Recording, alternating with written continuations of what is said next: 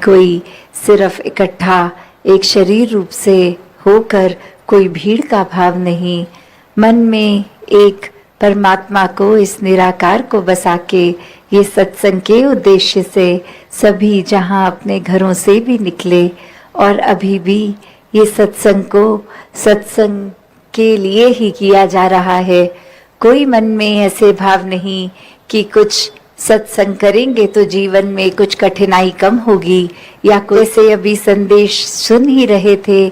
कि ये परमात्मा जिसने पूरे ब्रह्मांड की रचना की है और वहीं ये इंसानी रूप हमें भी मिला,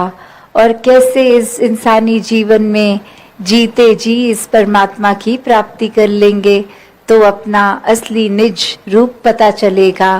कि ये ही परमात्मा जो ब्राह्मण के हर हमारे अंदर भी आत्मा इसी की एक अंश, और जीते जी जहाँ एक संसार में ये रिस्पॉन्सिबिलिटीज घर परिवार समाज की है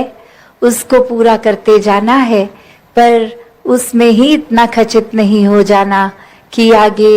एक परमात्मा के लिए ये समय निकाल नहीं सके, एक मन इतना उलझ जाए बीते कल में या आने वाले कल में कि इस समय की जो एक इम्पोर्टेंस है चलता हुआ ये पल, इसको ही एक बिगाड़ दें, व्यर्थ कर दें।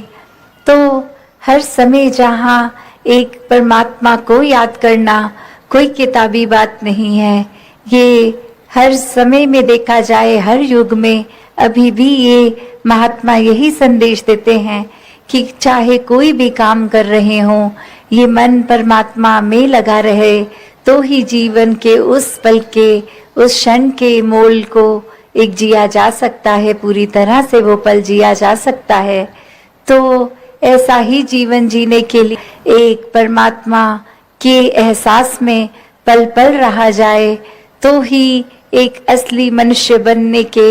एक हकदार हैं हम। एक जीवन वो वाकई ही मनुष्य का जी रहे हैं, सिर्फ शरीर की जीने को ही एक मानवीय जीवन नहीं कहा जा सकता। मानवीय गुणों पे जो जीवन है वो ही एक मानवीय जीवन है। तो ऐसे ही करुणा, दयालुता, प्यार, प्रीत, नम्रता, एक विशाल हृदय बना के सबके अंदर अपनत्व का भाव जब होगा तो ही उतना ही श्रेष्ठ मानेंगे जितना एक स्वयं के लिए अपने मन के भाव होते हैं। एक प्राथमिकता जहाँ मन करता है कि अपनी ही बातों को, अपने आप को ही हर पल हर चीज का